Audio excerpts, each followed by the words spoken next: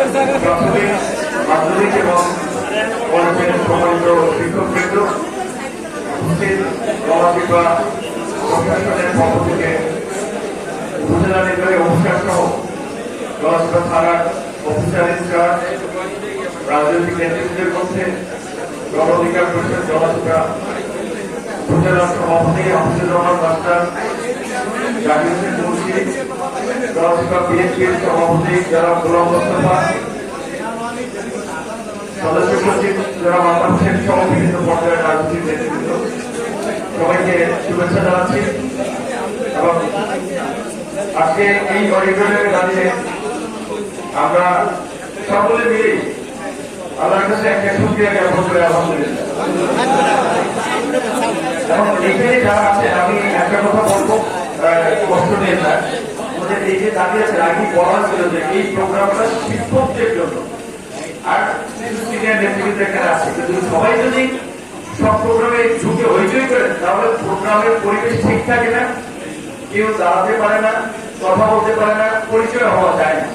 তো এটা আমাদের প্রথম প্রোগ্রাম, সবার একটা আবেগ আছে সেই জায়গাতে। এবার পরবর্তী প্রোগ্রামগুলোতে খেয়াল রাখবে, আমরা যেখানে রাজনৈতিক নেতৃবৃন্দের সাথে বসবো, রাজনৈতিক নেতৃবৃন্দ যেখানে উপজেলা প্রশাসনের সাথে বসবো তারা সেখানে থাকবে, যেখানে শিক্ষকদের সাথে বসবো তাদের সাথে আলাদাভাবে কথা বলবো। আজকে প্রথমেই আমি এসে শিক্ষকদের সাথে আমাদের এই প্রোগ্রামটি আমরা করেছি। সবাই সংক্ষিপ্ততার কারণে অনেকে কথা বলতে পারতো মন খুলে, কিন্তু সেই সুযোগটি হয়নি, এই সুযোগ হয়নি। তো যাই হোক, আপনারা চিনেন, তারপরেও এখানে গণশিক্ষা নির্বাচনের পূর্বে বিএনপির আহ্বায়ক কমিটি হয়েছিল, জনাব তারেক রহমান আমাদের নির্বাচনী কর্মকাণ্ডকে এগিয়ে নেওয়ার জন্য দায়িত্ব দিয়েছিলেন। গোলাম মোস্তফা সাহেব, তাকে তো চেনেন, ইউরো সাহেবের পাশে বসে আছে, আলতাফ ভাই সদস্য সচিব, আর গণ অধিকার পরিষদের সেক্রেটারি জাকির ভাই, আহ্বায়ক আমাদের হাফিজ বাদশা, আপনাদের কলিগ ছিল। আজকে আমাদের অবশ্যই দেখছি বিশেষ দিন, আল্লাহর কাছে শুকরিয়া আদায় করার দিন, এবং আপনারা যারা নির্বাচনের সময় আমার জন্য পরিশ্রম করেছেন, আমার জন্য কাজ করেছেন, তাদের প্রতি আমি কৃতজ্ঞতা জানাই। যারা করেন নাই তাদেরকেও ধন্যবাদ। কারণ হচ্ছে যে এখন আপনি জনপ্রতিনিধি হিসেবে আমাকে ভোট না দিলেও আমার কাজ করতে হবে সকলের জন্য। আমি এখানে যেহেতু শিক্ষক আছেন সেজন্য কিছু কথা আপনার সঙ্গে বলতে চাই। প্রথমে যে একজন শিক্ষক একটা প্রজন্মকে গড়ে তোলে। একজন শিক্ষক কাদা মাটি দিয়ে যেমন আমরা খেলনা বানাই, ভেঙে চুড়ে রোদে শুকাই, তারপরে আবার চাইলে সেখানে একটু সংযোজন বিয়োজন করা যায়, কিন্তু যখন আপনি আগুনে পোড়াবেন তখন সেটা একটা শক্ত প্রতিকৃতি ধারণ করে। শিক্ষকরা একবারে, বিশেষ করে প্রাইমারি শিক্ষকরা ছাত্রদের অভ্যাস এবং চরিত্র গঠনে অত্যন্ত গুরুত্বপূর্ণ ভূমিকা পালন করে। বাইরের দেশগুলোতে আমাদের যে প্রবাসী কল্যাণ মন্ত্রণালয়, সেই মন্ত্রণালয়ের সচিব একবার বলছিল যে জাপানের এক্সাম্পল দিয়ে, যে বাচ্চারা এমন ভাবে স্কুলে যায় রঙিন ড্রেস এবং একজন আরেকজনের কোমরে হাত দিয়ে, মানে মনে হচ্ছে এটা প্রজাপতি কিংবা পাখির কোনো শাড়ি, মানে বলছে যে কোনো যাই ঘটুক, কিন্তু বাচ্চাদের ওই সিস্টেমে তারা মানে ছন্দপত্র ঘটায় না, কোমরে একজন একজনকে ধরে সুন্দরভাবে স্কুলে হেঁটে যায়। একটা শৃঙ্খলা এবং তাদের যে ছোটবেলা থেকে শেখানো হয় সেটার এক্সাম্পল দিয়ে তিনি বলছিলেন। কিংবা উন্নত দেশগুলোতে বাচ্চাদেরকে ট্রাফিক সিস্টেম, আপনার লাল বাতি জ্বললে গাড়ি থেমে যাবে, সবুজ বাতি জ্বললে গাড়ি চলবে, ট্রাফিক সিস্টেম থেকে শুরু করে কিভাবে খেতে হয়, আপনার একটা অনুষ্ঠানে গেলে কাটা যাবেন যে কিভাবে খাবে, বাংলাতে কোন চাকরি করবে, ডানাতে কিভাবে কি করবে, এগুলো ছাত্রদেরকে ট্রেন করে স্কুল থেকে। আমাদের দেশে শিক্ষা ব্যবস্থায় নানামুখী সংকট আছে, বিশেষ করে অবকাঠামোগত সংকট এবং জনগণ একটা বড় সমস্যা, যেটা আমাদের প্রাথমিক বিদ্যালয়ের প্রধান শিক্ষক, আমার ছাত্রী শিক্ষক ছিলেন আলিম সাহেব, যেটা বললেন যে চরবিশের চর্চাদলের কথা, অনেক স্কুলে 2জন 3জনের বেশি শিক্ষক নেই। স্বাভাবিকভাবেই আবার 2-3জন শিক্ষকের জন্য 300-400 ছাত্র সামলানো এটা একটা জটিল কাজ। সেক্ষেত্রে আমরা এই সরকারের প্রথম মিটিংয়ে তাদের সরকারের এজেন্ডা ছিল, প্রধানমন্ত্রী আমাদেরকে প্রধানমন্ত্রীর কার্যালয়ে মিটিং করেছিল যে আনন্দময় শিক্ষা এবং কর্মসংস্থান। শিক্ষা এবং কর্মসংস্থান হচ্ছে এই সরকারের একটা প্রায়োরিটি এবং প্রধানমন্ত্রী এই বিষয়ে খুবই সিরিয়াস এবং বাংলাদেশের দীর্ঘদিন ধরে যে সমস্ত ট্রেডিশন দেখেছেন সচিবরা কিংবা সিনিয়র অফিসিয়াল এমপি মন্ত্রীরা অফিসে যায় 10টা 11টায়, প্রধানমন্ত্রী সেই নেওয়াজ ভেঙে বাংলাদেশে একটা নতুন ইতিহাস করেছে যে প্রধানমন্ত্রী 9টার পূর্বে অফিসে চলে যাচ্ছে এবং অফিসে গিয়ে তিনি খোঁজ খবর নিচ্ছেন কোন উপদেশ মন্ত্রী প্রতিমন্ত্রী সিনিয়র অফিসিয়াল তারা অফিসে যাচ্ছে কিনা। এটা শুধু একদিনের জন্য লোক দেখানো কিংবা মিডিয়ায় নিউজ হওয়ার জন্য নয়, প্রত্যেক দিন তিনি 9টার পূর্বেই সচিবালয় কিংবা তার প্রধানমন্ত্রীর কার্যালয়ে চলে যাচ্ছেন। তো এটা একটা কথা আছে যে মর্নিং শোজ দ্য ডেজ, অর্থাৎ দিকে সূর্য দেখলে বোঝা যায় দিনটা কেমন যাবে। সরকারের শুরুর অ্যাপ্রোচ দেখে বোঝা যাচ্ছে যে এই সরকারের কর্মকাণ্ড কিরকম হবে।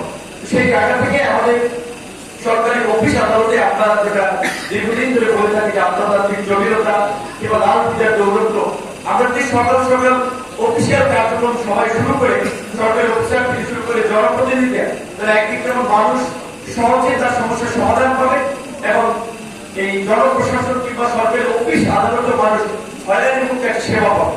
আমরা যেহেতু উপজেলা প্রশাসনের সর্বোচ্চ নির্বাহী কর্মকর্তা ইউনো সাহেব আছেন, তার প্রতি তার অফিসারদের সাথে আমরা বলবো আগামীকালকে আমাদের তাদের প্রতি আহ্বান থাকবে যে সেবামুখী কর্মকাণ্ডের তৎপরতা বৃদ্ধি করতে হবে, জনগণ যেন ভোগান্তির শিকার হয়। একটা সিম্পল স্বাক্ষরের জন্য সিলের জন্য এসে যেন 2-3 দিন 4 দিন 5 দিন ঘুরতে না হয়। ছোটখাটো একটা বিষয় সমাধান করতে সে যেন দালালের খপ্পরে না পড়ে। আমাদের শিক্ষকদের অবশ্যই আপনারা বলেছেন দ্বিতীয় শ্রেণী, আমার ব্যক্তিগতভাবে আমি অনেকদিন ধরে এইটা অ্যাডভোকেসি করে আসছি। শিক্ষকদের প্রথম শ্রেণীতে চাকরি উন্নীত করা দরকার। এখন এই মুহূর্তে শুরুর দিকে সম্ভব না, এটা কনসেপ্ট করবে, কারণ শিক্ষকরা দ্বিতীয় শ্রেণীর চাকরি করবে, তারা ফার্স্ট ক্লাস নাগরিক তৈরি করবে, এটা আসলে কন্ট্রাডিক্টরি হয়, এটা বোধহয় সঠিক হয়। আমরা ফার্স্ট ক্লাস নাগরিক চাই, কিন্তু শিক্ষকদেরকে দ্বিতীয় শ্রেণীর চাকরি দেবে। নেপোলিয়ন থেকে কবিরঞ্জন অনেকেই বলেছে যে আমাকে একটা শিক্ষিত মা দাও, আমি তোমাকে একটা শিক্ষিত জাতি উপহার দেবো। তো আজকে আমরা যদি এই দেশকে এগিয়ে দিতে চাই, দেশকে পরিবর্তন করতে চাই, তাহলে সর্বপ্রথম শিক্ষাকে আমাদের গুরুত্ব দিতে হবে।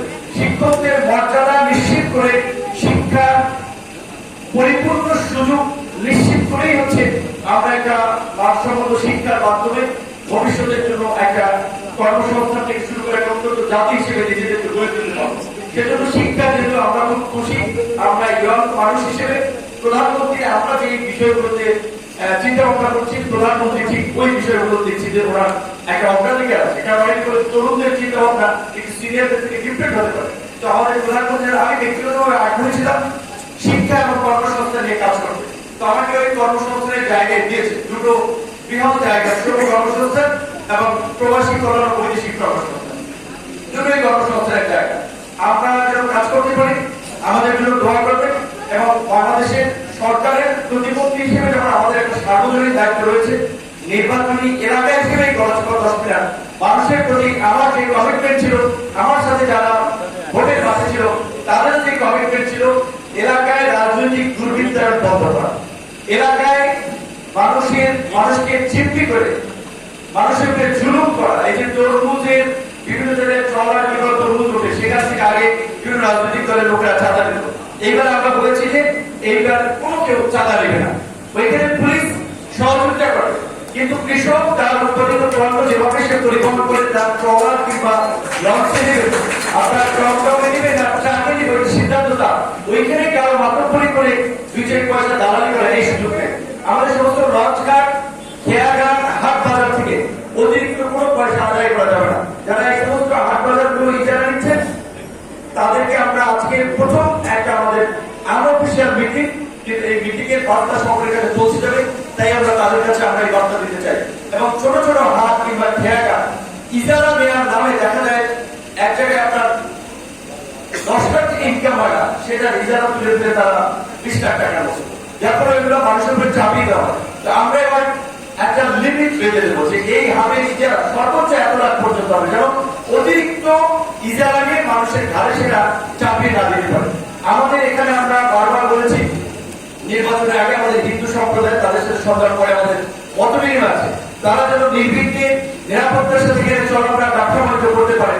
উপজেলা প্রশাসন সেটি দেখবে এবং রাজনৈতিক ভাবে আমরা যারা রাজনীতি করবো, বিশেষ করে আমি এখানে বিএনপি সমর্থিত প্রার্থী ছিলাম, বিএনপি এবং গণঅধিকার পরিষদের নেতৃত্ব আপনাদের দায়িত্ব সরকার যে ধরনের একটা নিরাপদ এবং একটা নতুন আপনার রাজনৈতিক দল মতের উঠতে উঠে একটা সম্প্রীতির নতুন বাংলাদেশ গড়ার জন্য যে কাজ করছে, এই গণতন্ত্র হসপিটালের আমরা সেই পরিবেশ নিশ্চিত করতে পারি, রাজনৈতিক বিভাজনের ঊর্ধ্বে উঠে যারা আমরা কাজ করতে পারি। আমরা সেটা খুশি হবেন, যদিও অনেক কথা আমাদের বাইরে বলা নিষেধ আছে। যার যার মিনিস্ট্রি রিলেটেড বক্তব্য সেই মন্ত্রণালয়ের মন্ত্রী দেবে কিংবা ক্যাবিনেট সেক্রেটারি দেবে। তো তারপরেও কিছু কথা যেটা জনগণের জন্য একেবারে বিপুল চিন্তা ভাবনা, সেই কথাগুলো শেয়ার করা। কিছুদিন আগে ক্যাবিনেটে একটা বিষয় আলোচনা হয়েছিল, সরকারের যে সামাজিক সেবা বা সুরক্ষার যে প্রোগ্রামগুলো, তার মধ্যে ঈদ এবং কোরবানির সময় রিজিএফ যে সুবিধাগুলো আপনারা জানেন, 10 কেজি করে চাল দেওয়া, সেই তালিকাটা নাম বিভিন্ন ভাবে গত সরকার থেকে শুরু করে সেটা যাচাই বাছাই করে অর্ধেকে সম্ভবত নেমে এসেছে, অনেকখানি কমে গিয়েছে। এইটা প্রধানমন্ত্রী শুনে তিনি বলেছেন আমরা নতুন সরকার দায়িত্ব নিয়েছি, মানুষ যদি আগের চেয়ে কম পায় তাহলে আমাদেরকে বলবে যে আমরা এসে কমাই দিলাম, এটা হবে না, যেটা আছে সেটা থাকবে, তাহলে বাড়াই না। এবং সম্ভবত চালের এই বরাদ্দ 10 কেজি থেকে 15 কেজি, সেই কমিটিতে যারা থাকবে ক্যাবিনেট থেকে একটা নির্দেশনা বোধহয় উপজেলা নির্বাহী অফিসারদের কাছে এসেছে। আপনাদের কাছে এই জন্য শেয়ার করছি, আপনারা যদি সরকারের দৃষ্টিভঙ্গিটা বুঝতে পারেন, সেখানে ইউরোপ পদাধিকার করে থাকবে আপনার ইউনিয়ন পরিষদের চেয়ারম্যান, কিন্তু যেখানে চেয়ারম্যানের প্যানেল চেয়ারম্যান 2 জন থাকবে, আর 2 জন গণ্যমান্য ব্যক্তি, তার মধ্যে একজন নারী এবং আরেকজন পুরুষ থাকবে গণ্যমান্য ব্যক্তি। এইখানে বলে নাই যে আমাদের দলের লোক দিয়ে দেয়।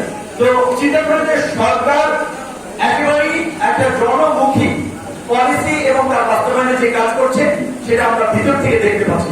আমরা বিশ্বাস করি যে আমাদের মাননীয় প্রধানমন্ত্রী তারেক রহমান যদি এইভাবে চলতে পারে এবং আমরা দল মত নির্বিশেষে সবাই মিলে যদি তাকে সহযোগিতা করতে পারি, বেশি সময় লাগবে না। আগামী 5 বছরের মধ্যে বাংলাদেশকে তিনি অনেক উচ্চতায় নিয়ে যেতে পারবেন। 5 বছরের মধ্যে আমাদের রাজনৈতিক বিরোধী পক্ষ আছে, বিরোধী মত থাকবে, কিন্তু আমি সকলকে অনুরোধ করবো, বিশেষ করে আমরা social media, main stream media শুরু থেকে আমরা অকারণে কিছু বিতর্ক দেখি, বক্তব্য দেখি, বিরোধিতা দেখি।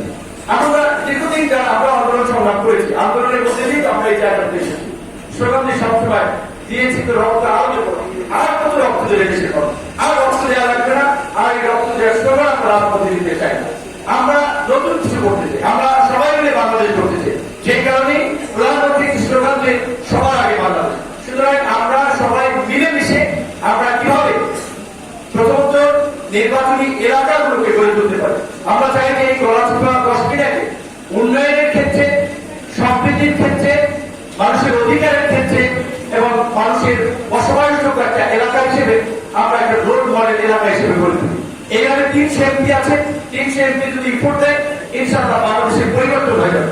সর্বশেষ একটি কথা শেষ করতে চাই বলে, সেগুলো এখান থেকে আমাদের ওসি সাহেব আছে, আমাদের নতুন আইপিপি অ্যাপয়েন্ট হয়েছে, আইপিপি কিন্তু বলেছে জোগাড়ের ক্ষেত্রে দাঁড়িয়ে দেখেছি যে প্রধানমন্ত্রী মাদক এবং জুয়ার বিরুদ্ধে কঠোর অবস্থান ঘোষণা করেছে, ক্যাবিনেট আমাদেরকে বলেছে। কাজী এখানে থেকে গণসভা প্রশাসন মাদক যারা বেঁচে, এটি কিন্তু উপজেলা প্রশাসন বিশেষ করে থানার কাছে তথ্য আছে, আমরা আজকে অনেক দেব, তারা যদি না শোনে তাদের বিরুদ্ধে আপনারা ব্যবস্থা গ্রহণ করবে। সেটা যেই হোক, সেখানে যদি কোনো রাজনৈতিক সুপারিশ গ্রেপ্তারের পরে আপনারা শুনবেন না। আর এই মাদকের কারণে একটা মানুষ না, একটা পরিবার দ্বারা আরো অনেক পরিবার এবং সমাজে একটা চরম প্রভাব পড়ে। তাই এই মাদক, বিশেষ করে ইয়াবা, গাঁজা কিংবা অন্যান্য যে সমস্ত মাদক দ্রব্য, এগুলো যারা ব্যবসার সাথে জড়িত, আগে ওই জায়গায় হাত দিতে হবে। সেবন করে তাদেরকে আগে মূল জায়গায় হাত দিতে হবে, যারা ব্যবসা করে। কোথা থেকে আসে প্রয়োজনে আপনারা জেলা এসপি এবং জেলা প্রশাসনের সাথে সমন্বয় করে পটুয়াখালী জেলায় একটা সমন্বিত অ্যাকশন কার্যক্রম পরিচালনা করবেন, যেন গলাচিপা 10 মিটার কোনো জায়গায় এই মাদক ব্যবসায়ীরা স্থান না পায়। আমরা অবশ্যই রবিবার দিন আমাদের জেলা প্রশাসনের সাথে মিটিং আছে, আমরা সেই বিষয়গুলো তাদের দৃষ্টিতে আনবো। সর্বশেষ আমি যেগুলো বলতে চাই, এখানে কখনোই এই সমাজের পরিবর্তন হবে না, এই দেশের পরিবর্তন হবে না আইন করে বিধিবিধান দিয়ে, যদি আমি একটা পরিবর্তন না। কাজে আমাদেরকে আপনাকে পরিবর্তন হতে হবে, আমাদের মনস্তত্ত্ব পরিবর্তন আনতে হবে। আমরা নিজেরা যদি পরিবর্তন হই, পরিবর্তনটা যদি নিজের জায়গা থেকে শুরু করি, সমাজ, রাষ্ট্র, দেশ, পৃথিবীর পরিবর্তন আসবে। তাই আমরা অনুরোধ করবো সকলকে, আমরা যেরকম একটি দেশ এবং সমাজ আগামীতে বিনির্মাণ করতে চাই, আমরা যেন নিজেদেরকেও স্বাভাবিক পরিবর্তন করি। সর্বশেষ আমাদের সম্মানিত শিক্ষক মহোদয়, আপনাদের সকলকে আন্তরিক ধন্যবাদ এবং কৃতজ্ঞতা জানাচ্ছি। আমি যেহেতু এইবারের মধ্যে